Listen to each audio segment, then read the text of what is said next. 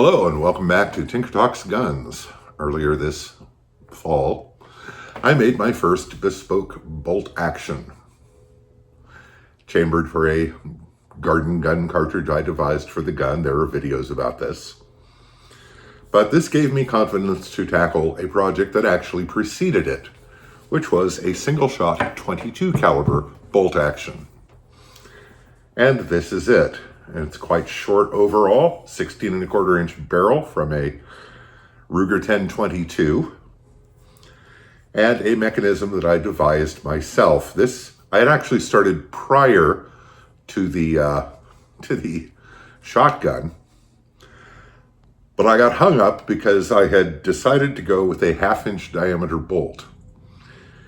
And figuring out how to fit everything into a 1/2 inch diameter bolt with my somewhat sketchy tools was interesting.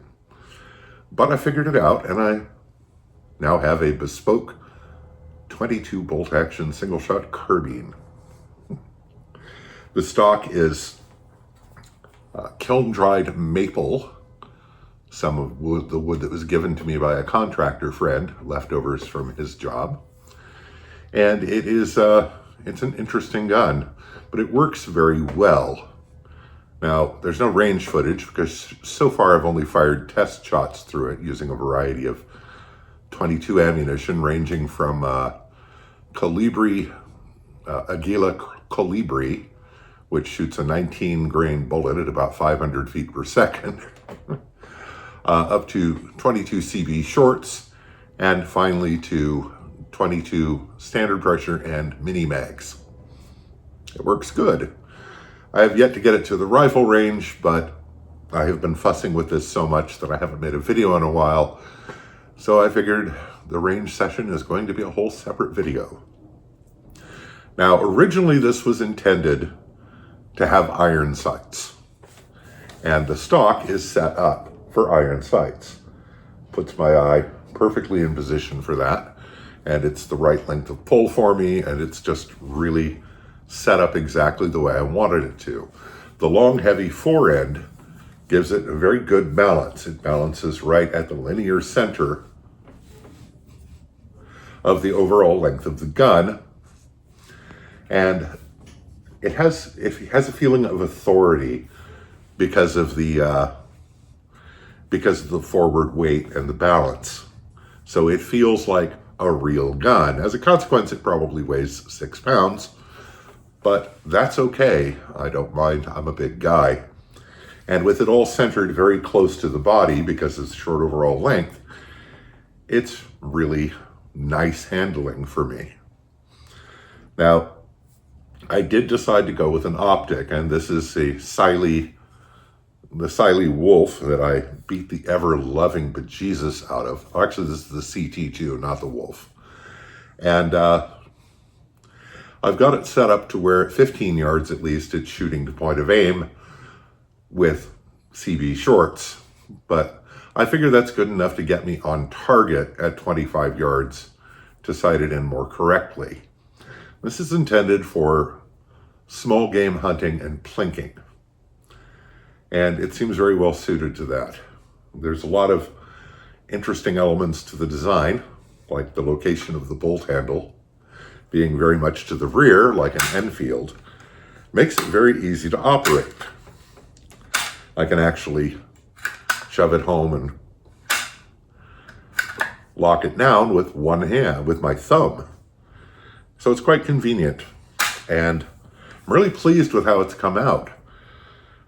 Now, if I'm going to stay with the optic, which I will stay with some optic, probably not this one, I am going to need to add a cheek riser or make a stock with a built-in cheek riser, which Chris at Pinto's just swapped me a very nice piece of walnut. So that could yet happen. And most of the devil is in the details with this one. So let's go to the tabletop and have a look at that. So we're going to use a little unconventional setup to get everything in, because this is much longer than a handgun. And of course, you're going to get a better view of my belly than you ever wanted. we'll just have to deal with that. So, as I said, quite compact overall. And takedown for cleaning, which is a requirement for maintenance and safety, YouTube idiots.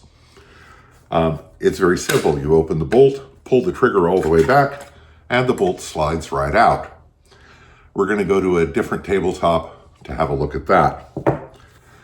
So the barrel is floated, and you can see there is a conical crown that I put on when I shortened the barrel. And overall, the wood is pretty attractive. For a random piece of maple, I'm really pleased with how this came out. The butt plate is some more of the Chief's denim micarta, as is the trigger guard, which works out rather nicely. Now, underneath here is the screw that holds it all together. And I have made this special tool to disassemble the gun to show the mechanism, or to, work on it, things like that. I'll just toss that over there under the camera. So let's do some dismantling and show you what's what with this. Okay, with the weapon disassembled, you can see this screw passes through a hole in the stock and is secured by this nut. And the tool fits over the central screw post for when I screw it in far enough that the nut or the bolt sticks up. The nut retains the operating and trigger return spring and holds in, you can see it pop up there. This is the extractor. The extractor, see if I can get an angle where you can see it, simply, there we go. You can see that there's this little bit here that pulls the cartridge out. It goes into a recess in the bottom of the barrel that can't really see in this light. And that's all very simple. This tube is 4130 half-inch inside diameter, 1/8-inch wall tube. The springs I made from 01 tool steel. And the inner spring, the underneath spring, not only holds the extractor in place, but it also acts on the trigger. And there is a projection on that spring. Let me take this apart further so I can show you that. Okay, here are all the various bits. Now, this spring, which is the mechanism spring, holds the extractor in place. And the extractor has this little pin on the bottom to keep it from passing through into the mechanism. And it acts as a bearing surface for the mechanism spring, which is here. Now this is called the mechanism spring because it loops over this pin through the trigger so that the trigger can act on it to pull down the sear, which is incorporated in the spring. So that's very simple. The trigger return spring goes over all of that and holds the trigger in place by bearing on this surface, so that between that and this ledge bearing against the back of the slot in the receiver, it can't go anywhere. So very simple, very few parts. And this nut, of course, holds the springs in place inside the gun. Now, the bolt was interesting because, as I said, with my somewhat sketchy tools,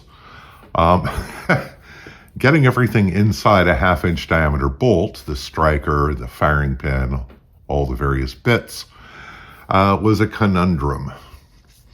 But I came up with a novel solution.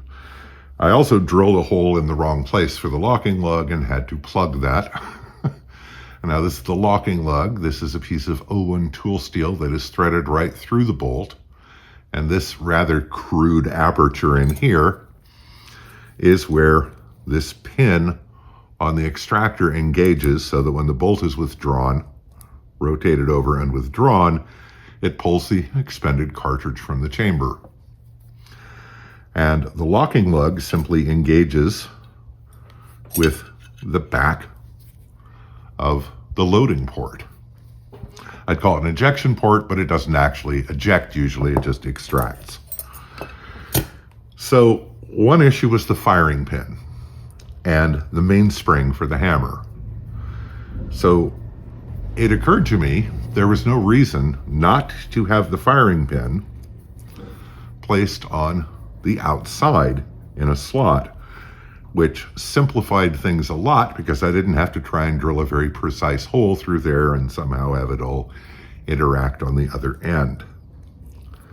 The tubular hammer fits over an extension of the 01 tool steel bolt, and this is not screwed into the bolt. This is the same all one piece all the way to the end, where it's threaded for the bolt handle, which is this separate steel piece with the handle threaded into it. And I simply turned that out on the lathe. So when it's closing, the sear engages against the face of the hammer and holds it back in the rear position when you close the bolt. So it is cock on close. And the receiver itself holds the firing pin in place through all this. And it works very well.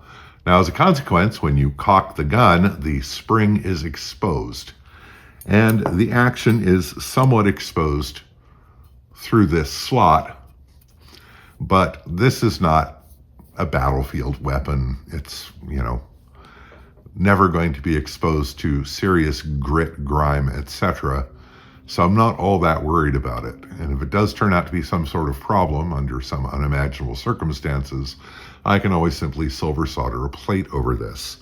The locking lug is quite short, so it can pass under the optics mount, which is a piece of steel that I cut and shaped to fit, and then I ground a slot in it so that I could mount a section of M-LOK Picatinny rail with a screw, and then just clamp whatever optic I'm using to that.